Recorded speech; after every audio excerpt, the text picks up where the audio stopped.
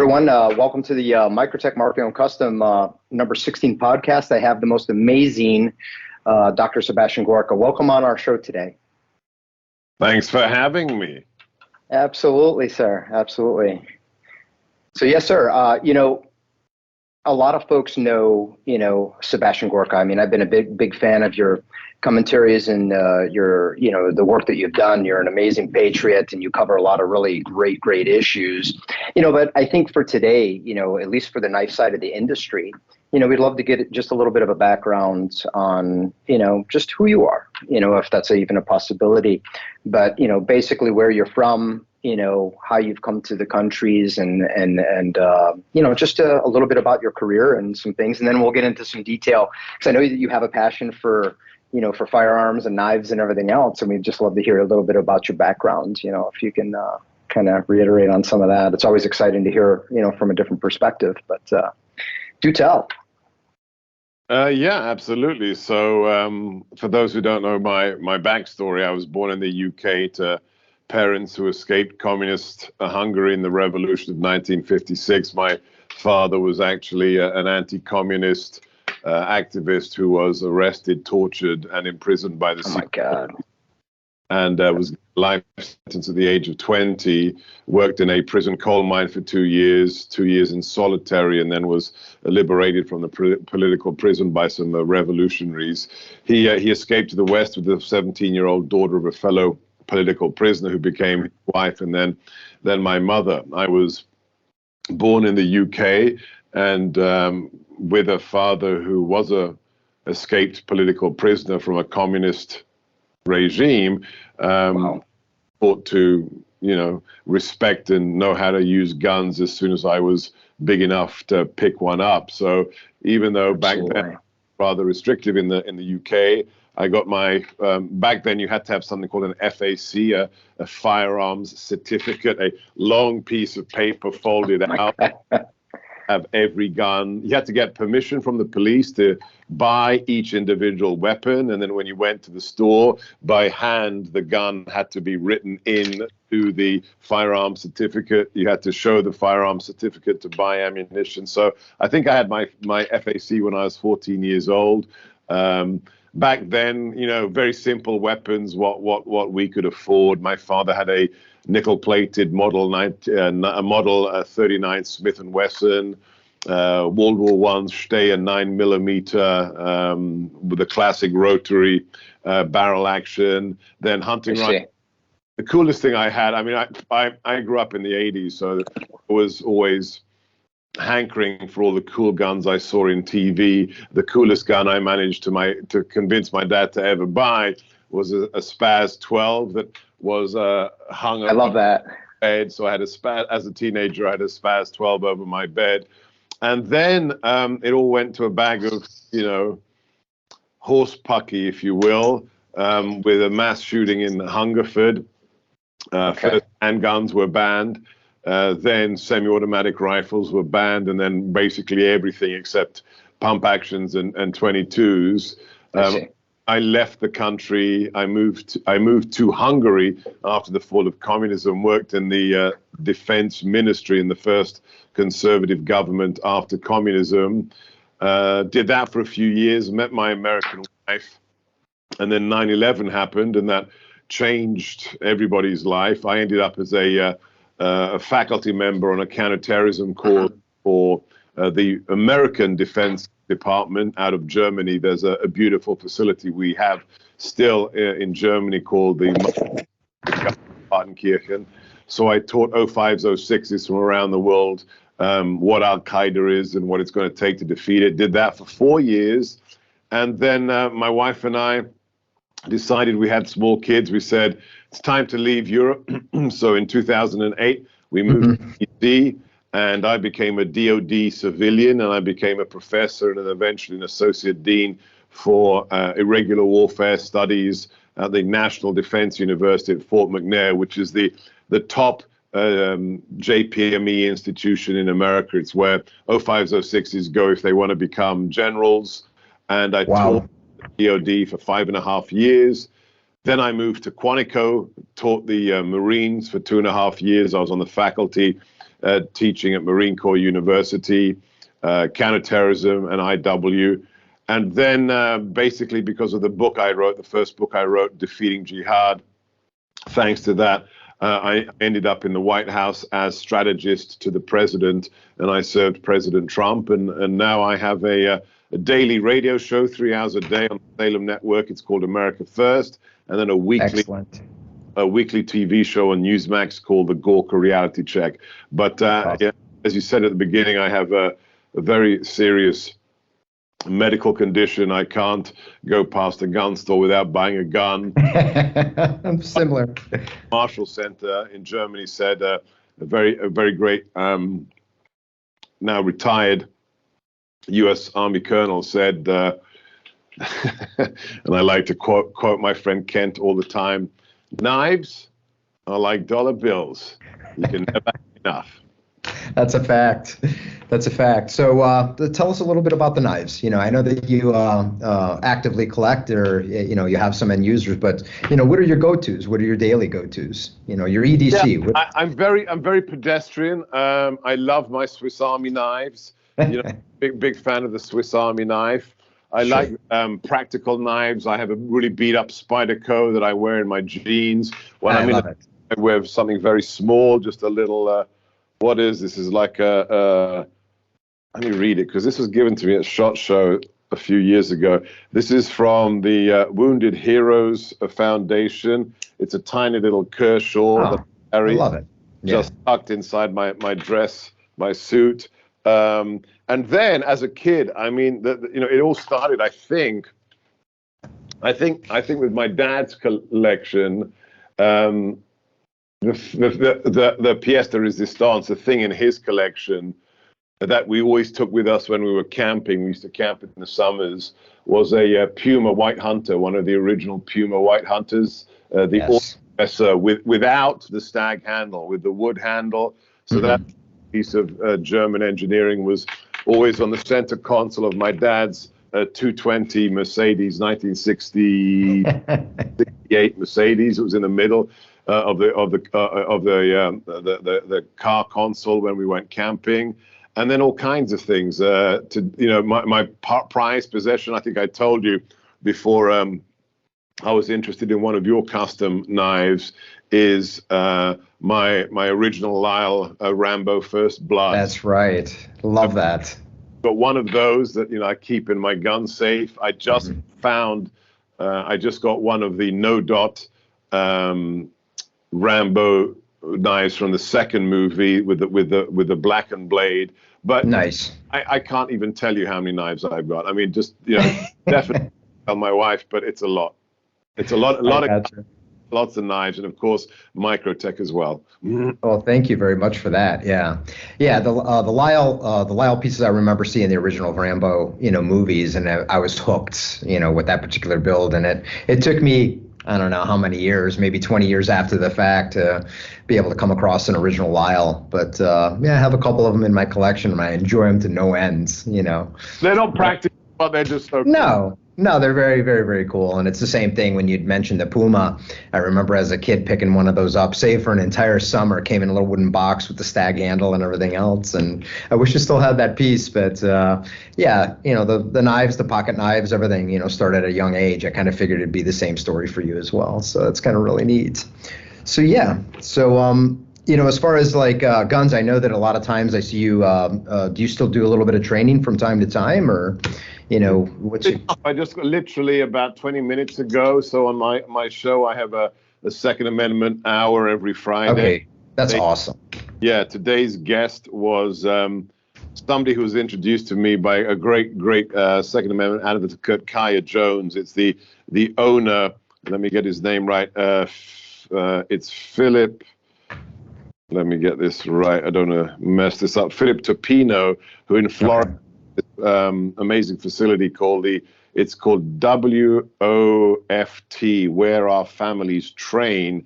So it's a family scenario-based training facility. So he literally 20 minutes ago, he said that you're invited to come to train for free. So that's going to be maybe if I can make it my next thing. So I had the basic training. I served in the British Army Reserves. Oh, nice. Okay. So I cut my teeth on the classics. That's why I still, to this day, love the Browning High Power. I think one of the great guns ever made. My favorite battle rifle remains the FN FAL. Yes. Sterling is one of the best SMGs open bolt ever made, if not probably the most accurate open bolt SMG ever made. So I'm good. I'm a good shot. I'm old school. I use one eye. If one more person on Instagram, if you put up on Instagram, here's the way. If you tell Dr. G open both eyes, dude, I've been shooting for 40 years, so shut up. Okay?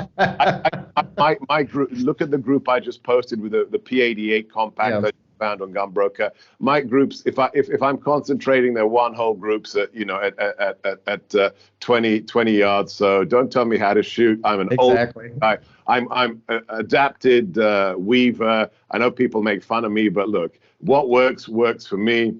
I've done the SIG Academy a long time ago when I used to write for American Handgunner. I went to the SIG Academy in New Hampshire's course, the advanced pistol course, which is amazing. I wish I could remember the instructor's name, because that's the first. It's very different. In the Army, it's static. You've got to do your annual drills or whatever. That's where I learned to shoot on the move. So there's that moment where you get out of your comfort zone and you realize, hey, I can actually shoot pretty accurately whilst I'm, contact with target and I'm moving towards it to neutralize. That's, thanks to the guys at the SIG Academy, I learned that. That's cool. Yeah, that sounds interesting. Other courses, not enough. My buddy John Lovell at the Warrior Poet Society says I've got an open ticket to train with him anywhere he trains. So I've got to find time for that. So I shoot a lot. I shoot, whenever I can. I take the guns to a special place I have to just do my own drills. But training, I probably need to do a little bit more training. It's like anything else. I mean, it's whatever you can put into any kind of training activities is what you're going to get back out of it. And like you say, I mean, finding the time is just to, hone those skills and everything else. Because I believe that the shooting is kind of a degradable skill if you don't stay on top of it. There's some seasons I get to train a little bit more than usual if I'm training for a competition, and I get into it, dry fire and drills, everything. And it pays off, but when I don't, it certainly shows. So yeah, I mean, at my place here, if you ever get an opportunity to visit North Carolina, I have a full training spectrum right on my property. So it gives me no excuse not to train. Yeah. That's a nice way of doing it. Yeah, absolutely. So let me see. Tell me a little bit more history about the your experience in the counterterrorism, aspect of your careers. Yeah. That sounds really interesting. I'd love to hear it. So I spent 3 years in the British Army in what's called the Territorial Army, or used to be called the Territorial Army. It's the equivalent of reserves or the weekend warriors. Back there, my MOS was interrogator. So if balloon ever went up, it was my job with my colleagues in 22 Company Intelligence and Security Group to interrogate captured Soviet officers. So that was what I specialized in. Beyond that, we had to be, cognizant in recognition skills, understanding the ORBATs, the order of battle of the Soviet Army, and then, of course, the tactics and ultimately the strategy of the forces we were facing during the Cold War or post-Cold War. Then I started to get very interested in counterterrorism, and I did a PhD in political science where I focused on the difference between political terrorists, like the provisional IRA that the British had to fight in Northern Ireland, and religiously motivated terrorism. So my PhD dissertation was basically on the difference between groups like the IRA and Al-Qaeda and what the difference between them means for counterterrorism policy. So that was the kind of genesis, and I did some work at the RAND Corporation on terrorism in the U.S. domestic sphere as well. Then once I started working for the Defense Department, for the U.S. Defense Department, my really became the strategy of threat groups. So my thing when I'm not playing with my guns or Blade magazine, my thing is strategy. I have a passion for grand strategy, whether it's the Greeks, whether it's Sun Tzu, or whether it's modern threat groups or Russia or China, what have you. But from about 2004, I joined the White House, where I had a much broader responsibility. My focus was on the strategy of groups like Al-Qaeda and ISIS. So my specialty was the ideology of jihad. So I would watch all their videos, including the snuff videos of the hostages. Oh, jeez. Yeah. And then I'd read all their publications, like Inspire magazine, all the things they use to recruit their jihadists around the globe. And then what I do is I'd use that material, which nobody read because everybody thought they were so smart, in DC. And then I used to teach our operators. So I became a guest lecturer at SWCC, at the Special Warfare Center and School, the JFK School in Fort Bragg. I still teach 18 Alphas, and I spent years teaching the 180 Alphas, the senior warrants. And then sadly now, I kind of regret it a little bit. I spent many years, my wife and I had the only external contract to provide counterterrorism training on AQ and ISIS to the FBI. So for many years before I joined the White House, I'd be traveling 10, 20,000 miles a month, going from office to another FBI field office, and I'd have an 8-hour data dump. I'd go to the field office. They'd fill the biggest room they had with their agents, their SOS support staff, their intelligence analysts, and I'd give them like a deep dive on what these guys believe, what they wish to achieve, their TTPs, their training, their tactics, their procedures, and then what the best way to fight them would be. So that was my thing for many, many years. Then I don't know if you recall when the Paris attacks occurred. So my goodness, yes. Right. So when the Paris attacks occurred, I'd been doing some. You always apprentice, on the graveyard shift. So somebody, plugged me in with Fox News, and I was doing the 5:30 a.m. national security stuff, and then Paris hits, and they just, I was on air all the time, explaining for Fox viewership what these jihadis want and what it means for the security of all Americans. That put me on a kind of media radar screen that kind of changed my career. And then I wrote a book on what I was teaching our operators called Defeating Jihad. And that book kind of got me noticed. And that's when in the summer of 15, I was invited by somebody I'd never heard of called Corey Lewandowski he asked me, candidate Trump has got a GOP primary debate in the fall on national security, and he's looking for somebody to, spin him up on the key issues. Would you be prepared to meet with him? I said, sure. So I flew to New York, went to Trump Tower, met with Mr. Trump, had this crazy 40, 50-minute discussion with him on everything, and I mean everything from the Civil War to nuclear weapons. And then halfway through, he just looked at Corey and did a classic Trump and said, "Hey, I like this guy. Let's hire him." So I signed an NDA, and I wrote a series of papers for candidate Trump that he used in the GOP debate that fall. And then eventually, I started getting pulled in. So I got to know, I'd met him before when he was director of DIA. But once he'd left DIA, General Flynn became more and more involved with the Trump campaign. And then he pulled me in. He pulled me into the transition team. My wife and I were both part of the Trump transition team.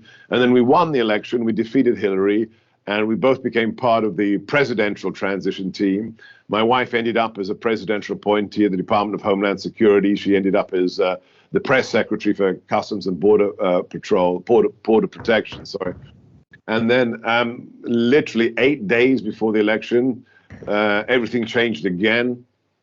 I was supposed to be going into the NSC, the National Security Council, to work for Mike fill in as the National Security Advisor, and to focus on counterterrorism issues for Mike. And then literally 8 days before the inauguration, Steve Bannon, who knew me because I had been his editor for National Security at Breitbart, he kind of reached down and said, no, you're not working for General Flynn, you're working for me in this new thing called the SIG. Steve had this great idea that to really be strategic, there has to be a small think tank right next to the president that helps him on long-range stuff, and that would be the Strategic Initiatives Group. So I became deputy to the director of the SIG and strategist to the president. Did that for 7 months, and then I started another career, I guess in media. That's amazing. Your career has been amazing, like I say. What do you see for the future? I mean, what do you see for the future for you? You've done all this, you've accomplished so much, you've been a patriot in this country, and but what do you see? I know that the crystal ball, the batteries don't go too far these days, but what do you see for yourself career-wise going forward? We got political things going on. We got an election in a couple of years, hopefully, that'll pan its way out. But what do you see? Well, there's a phrase in Hungarian: "Man plans, God executes." So yes, I can plan, or I can try to plan, but we'll see what the good Lord has in store for me. I like that. Yeah, I had Patel on my show today to talk about all the latest Biden revelations, and Cash is a great guy. He was DOD counterterrorism, DOJ counterterrorism prosecutor. Then he worked for Devin Nunes as chief investigator on the House Intelligence Committee. Then in the Trump administration, we brought him in, and he ended up as chief of staff of the Pentagon. And then eventually, last few months of the administration, he was deputy for national intelligence. Great guy, a real patriot. And I was talking to him about his new book and the next 2 years, basically what you just asked about. That, don't worry about it, Seb. January 20th in the afternoon, you'll be walking with me back into the White House. And I said, if we do our part, if every listener to your show, every viewer to your show does our part, and we get a patriot back in the White House, who knows? 2 years is a long lifetime in politics. It sure is. We have to take back America, one school board election at a time, one, county commissioner election at a time. So right now I'm just, trying to keep the base mobilized, incentivized, not give up on America. And we'll see what the future holds. But, the task for all of us, everybody that loves this country, is to do their part. It's cool to, don't get me wrong, I love it that we have 3 million listeners on my radio show. That's amazing. Yeah. TV show. It's fun to, listen to patriotic shows, listen to your podcast, go to the range and whatever. But it's not enough. You can't just sit there and bitch and moan. You got to get politically active. So right now we've got to take back our country politically, and it starts locally. It's cool to work in the White House, don't get me wrong. It's cool to be president or senator, but our founding fathers understood that America is really, it's all about the local community. So that's where all of us have to get engaged. Absolutely. That's great advice. That's great advice for everyone. Outside of that, I was going to ask you, outside of training and doing everything that you do, what do you do for fun? What do you do for fun? Fun. I fondle my guns. Ditto. I go through my closets trying to remind myself of what knife I forgot I bought 2 years ago. I got you. Yeah. Okay. I have a thing for unusual ones. Do you know the Gerber coffin, the Bowie Gerber knives from the 90s? I think so. Yeah. Oh man, I've got like 4 of them now. I've got the wood handle, the bone handle, the rubber handle, the Mac Tools Special Edition. That's cool. Keep getting one. Oh yeah, I've got that one as well. So surprising myself with the things in my closet. Then I got a huge book collection, as I said. I like reading books by old dead white people, old dead white men, better than anything else. Love old movies. I've got a part of my show. So we have the Second Amendment hour on Fridays. We have the Manhood hour as well, where we talk about, the war on manhood and we celebrate toxic masculinity. But one of the other things we do on Monday, we devote a whole hour to another great podcast, a great friend of mine, Chris Coles. He has the Mr. Reagan channel on YouTube. It's a great, funny channel. You guys should check it out. And absolutely. He's a conservative actor and screenwriter. Yeah, I know. And every Monday afternoon, we spend an hour on making movies great again. And we just rediscover, the movies of our childhood. We've just done Predator. We're going to do Lethal Weapon next. We did Excellent. We did Die Hard for Christmas. So I love, movies, science fiction, good books, knives, guns. Walking my dogs. I have 2 amazing Belgian Tervuurens. Oh, that's awesome. Last thing is, I don't drink, but I smoke cigars. So good. do like the odd cigar. Well, that's awesome. Well, that's great stuff. How about food-wise? Do you like to cook? I'm sure you like to eat, but. Good food, and my wife is the absolutely stunning cook, so she spoils me every night with home cooked. Oh, that's awesome. I can cook 2 things very, very well. I can cook an absolutely mean Hungarian goulash. Oh, nice. The thing is, my favorite as a kid that my mum always made me, that I can make a good one as well, is Wiener Schnitzel. So I can do a Wiener Schnitzel. Oh, I love that. Yeah. Yeah, my ex-wife learned from her parents. She was from, her folks her grandparents were from Poland, so they had a goulash dish that was amazing, just amazing. She would make it every year during the winter. It was it's really good. Mm-hmm. Yeah, it's good stuff. Well, cool. Well, very, very good. Let me see what else I was going to cover. Yeah, you pretty much hit it right on the head as far as introducing yourself to the industry. Are you going out to SHOT Show? I am, yeah. I'm going to they will actually be broadcasting from the main floor at SHOT Show. So I'll be there for Range Day, Media Day. Yes, I literally just booked Carl Rittenhouse for the opening of the show on Tuesday. Are you going to be out there? I'll be out there. Microtech will have a booth, and our teams will be out on the grounds probably starting Sunday. I know we got some guys that are going to Range Day and the Industry Day and getting set up, but Microtech will be there in force. And I hope I get a chance to see you and shake your hand. If anything, get you a new pocket knife. You got to replace that Kershaw. What's coming down the pike? What's over the horizon for Microtech? For Microtech in general, I think for this year, we have a couple new SKUs coming through, some really neat new folding technologies that we're bringing to market that I think it'll be really, really nice. I mean, Microtech's... Oh, the OTF guy, what do you mean folders? I know, right? No, we get a lot of demand for folders. I mean, we do got a few new automatics coming through for probably maybe mid-year, but we've had a ton of requests, and I think we have 2 new folders that we're introducing at SHOT Show this year.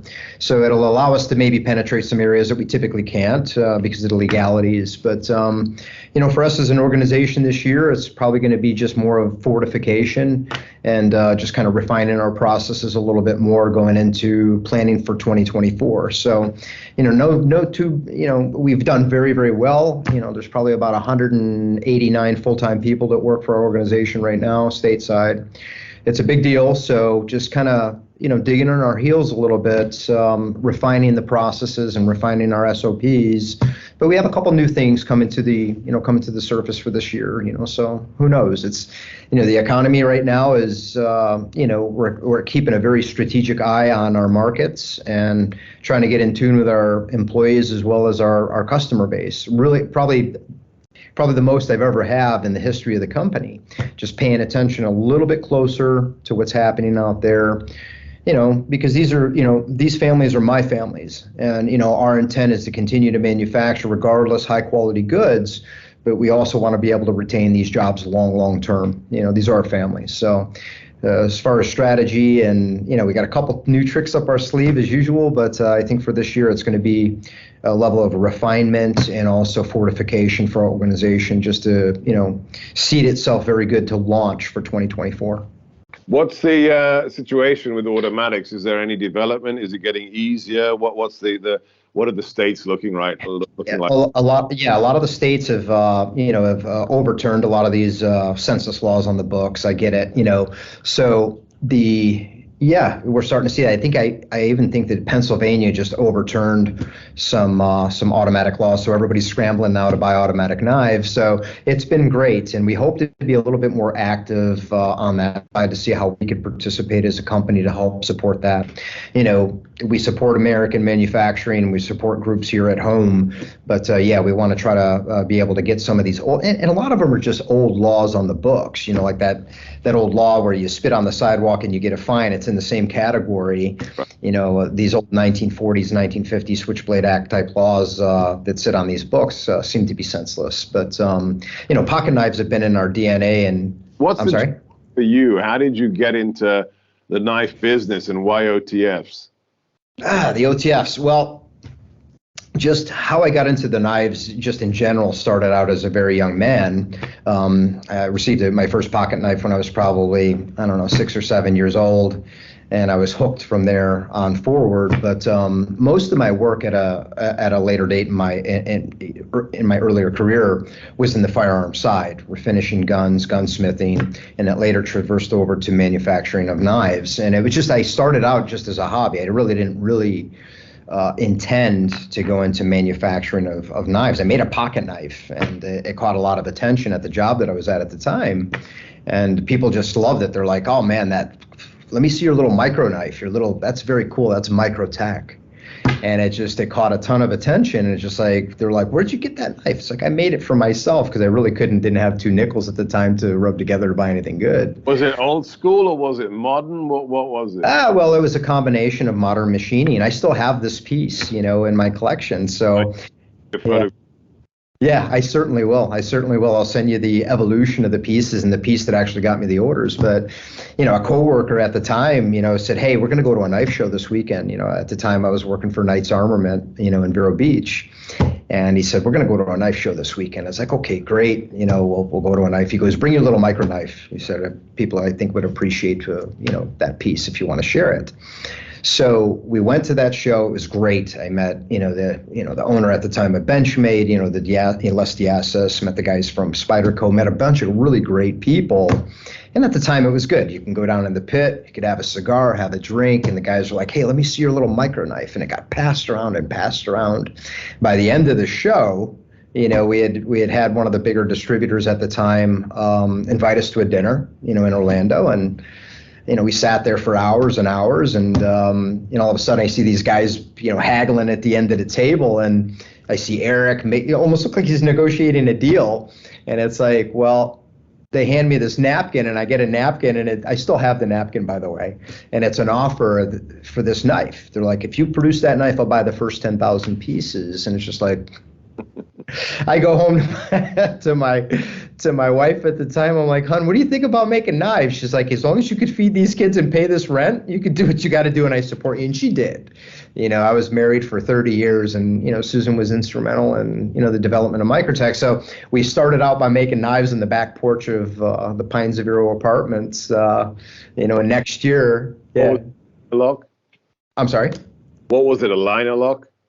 No, it was actually a little small switchblade, a tiny one, just a very small one. Yeah.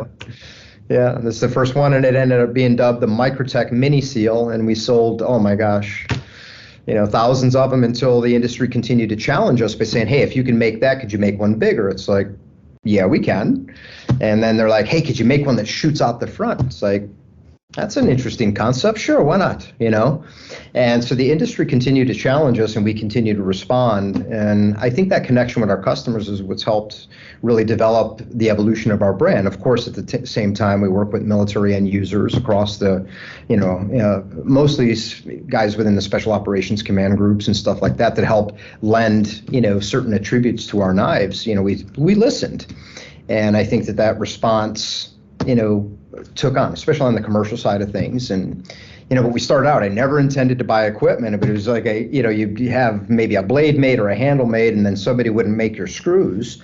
And then all of a sudden we couldn't build knives. And that's when we started saying, hey, well, there's a hole here. We're going to have to buy a piece of equipment. And that's how the evolution of Microtech began, taking on space, equipment, more requirements. But it started in Vero Beach and started in the back porch of an apartment complex. And the funny story is we had to take on space because, I'd be working till very late hours of the night, grinding blades, doing whatever. And I remember they wouldn't renew our lease. I'm like, why? I've always paid by rent. They're like, what the hell are you doing on the back of your porch there till midnight? I said, I'm grinding blades. They're like, you can't do that. People are complaining. We can't renew your lease.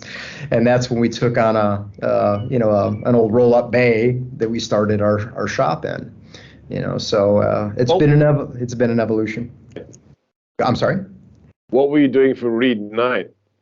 At the time, I was hired in to do tooling work or model shop work in the development side of things. It was a great job. Reed was very difficult to work for, and but I learned a ton. And I'm sorry. He's a character. Yeah, that's a fact. But I get it now that I have my own employees. I think at the time we were off of Oslo Road, and it was a smaller operation for him because now he's in Titusville. I think there was maybe 50 people working there at the time, and I got an opportunity to work with the engineer. So it was kind of a hybrid position where I'd be able to have the freedom to do some development work, especially on the suppressor side of things. I worked along with Doug Olson and Mike Atkins, and worked on a lot of the original SOPMOD stuff that came, the RAS and the stuff for the Army and all these things was super exciting.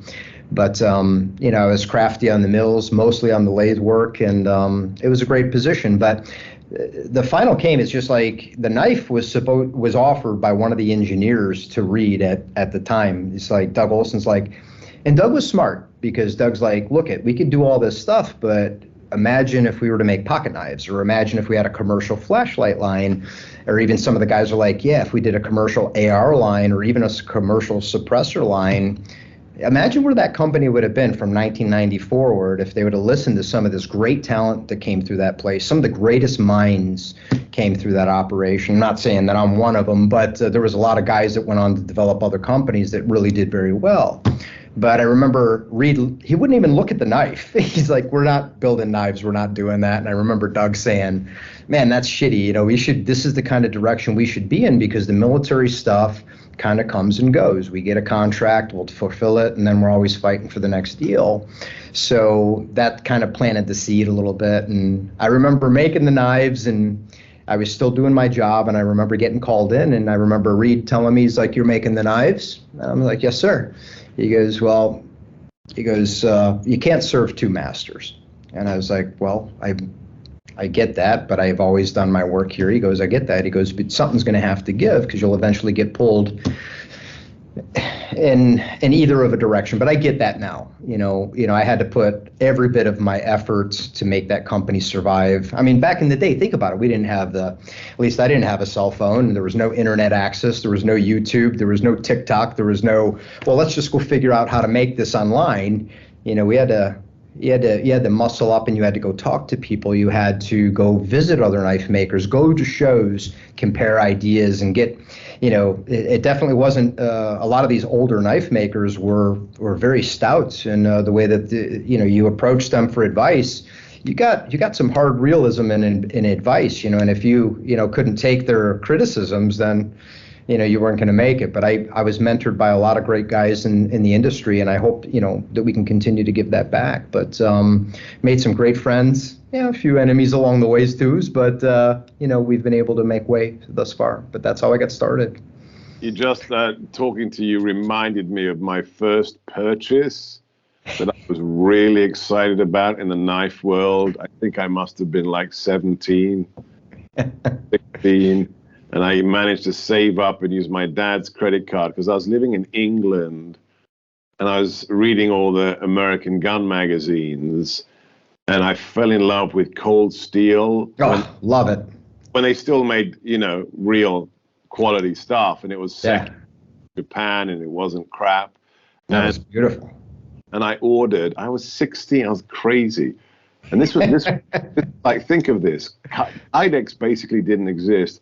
I ordered in 1987 a San Mai Master Tanto with leather sheath and extra Kydex sheath.